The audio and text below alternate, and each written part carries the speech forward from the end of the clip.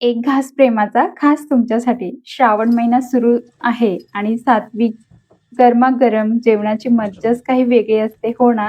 तर आज आपण बनवणार आहोत अगदी सोपी, पौष्टिक आणि लसणाशिवाय बनणारी खमंग ही शेपूची भाजी.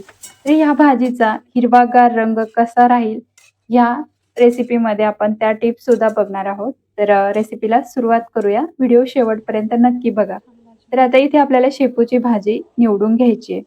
आता शेपूची भाजी निवडताना फक्त पानांचा वापर न करता कोवळे आणि नाजूक देठही भाजी निवडताना घ्यावं. कारण देठामध्ये भरपूर फायबर आणि चव असते त्यामुळं.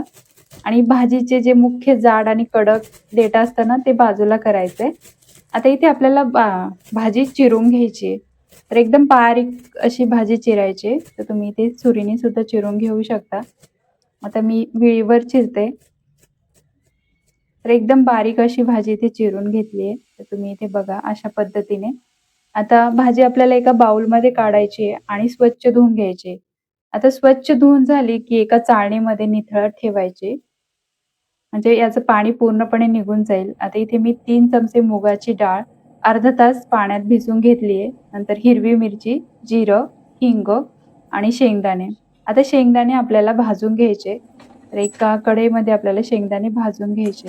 आता ह्या भाजीला आपण शेंगदाण्याचा कूट वापरणार आहोत. आता हलकासा डाग आला शेंगदाण्यांना, की लगेच आपल्याला गॅस बंद करायचा आहे. जास्त पण शेंगदाणे भाजायची गरज नाहीये. आता एका प्लेटमध्ये काढून पूर्णपणे थंड करून घेऊया. आता त्याच कढईमध्ये आपल्याला 2 ते 3 चमचे तेल घ्यायचे. आता तेल तुम्ही तुमच्या अंदाजाने सुद्धा कमी जास्त करू शकता. तर इथे मी 3 चमचे तेल घेते. तेल चांगलं तापलं की जिरं तडतडू द्यायचे. नंतर हिंग आणि हिरवी मिरची घालायची.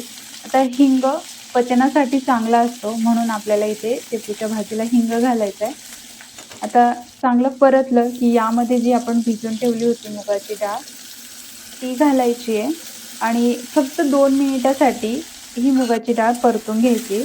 लक्षात असू द्या जास्त पण परतवायची नाही, नाहीतर शेपूमध्ये ती व्यवस्थित शिजली जाणार नाही. अशी कडक होईल. त्यामुळं फक्त 2 मिनिटासाठी ते परतून घ्यायची आहे. आता इथे डाळ पण चांगली परतली. आता यामध्ये आपल्याला जे आपण दूध नितळत ठेवली होती शेपूची भाजी ती घालायची आहे.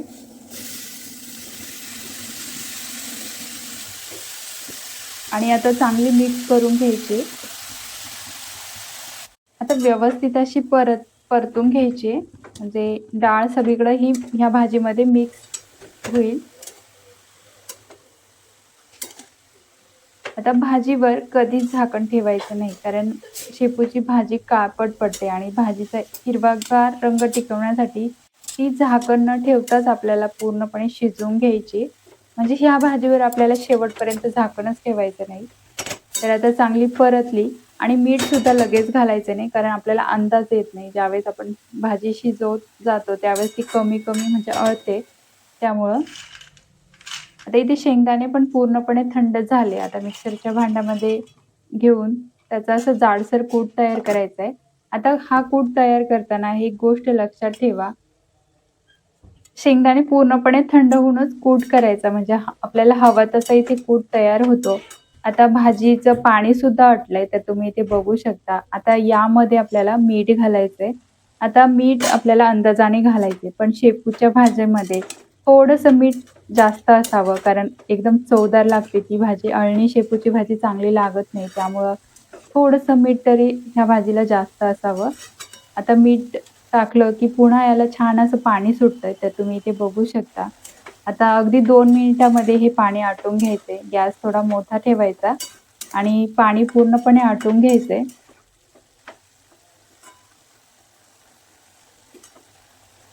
तर आता इथे आपल्याला आता ही मुगाची डाळ जास्त शिजवायची नाही. ती थोडी मोकळीच राहिली तर छान लागते आणि जास्त शिजवली तर त्याचा गाळ होतो. त्यामुळं अशी अर्धवट शिजली तरी पण ही खाताना छान लागते. नंतर यामध्ये शेंगदाण्याचा कूट घालायचा आहे आणि पुन्हा 2 मिनिटासाठी परतून घ्यायचं आहे. जास्त वेळसाठी परतवायचं नाही. आता ह्या भाजीत भरपूर प्रमाणात लोह असतं आणि आपल्या शरीराला वनस्पतीमधून मिळणारे लोह शोषून घेण्यासाठी व्हिटॅमिन सीची गरज असते. त्यामुळं लिंबातील व्हिटॅमिन सीमुळे भाजीतील लोह शरीरात पूर्णपणे शोषले जाते. त्यामुळे इथे आपण नंतर लिंबू टाकणार आहोत. तर ही गरमागरम आपली शेपूची भाजी तयार आहे. तर तुम्ही बघा रंग सुद्धा किती छान आलाय. एकदम भारी. तर शेपूची भाजी म्हटलं की जे नाक मुरडतात, पण अशा पद्धतीने केली तर घरातले सगळेच शेपूची भाजी खातील. आता शेपूच्या भाजीला एक विशिष्ट उग्र वास असतो. तो अनेकांना आवडत नाही. आता लिंबाचा आंबटपणा आणि तुपाचा खमंगपणा ह्या उग्र वासाला पूर्णपणे दाबून टाकतो आणि भाजीला अप्रतिम चव देतो. त्यामुळे शेपूच्या भाजीवर लिंबू पिळून आणि तूप टाकून खावं, कारण ही अत्यंत चविष्ट आणि आरोग्यासाठी एक मास्टर स्ट्रोक कल्पना आहे. त्यामुळे ह्या भाजीची चव तर दुप्पट होतेच, पण तिची पौष्टिकताही तितकेच पटीने वाढते. तर मग ही बिना लसणाची पौष्टिक आणि लिंबू तूप घालून अप्रतिम लागणारी शेपूची भाजी तुम्ही सुद्धा नक्की करून बघा आणि व्हिडिओ आवडला असेल तर लाईक, शेअर नक्की करा. पुन्हा भेटूया. Bye bye.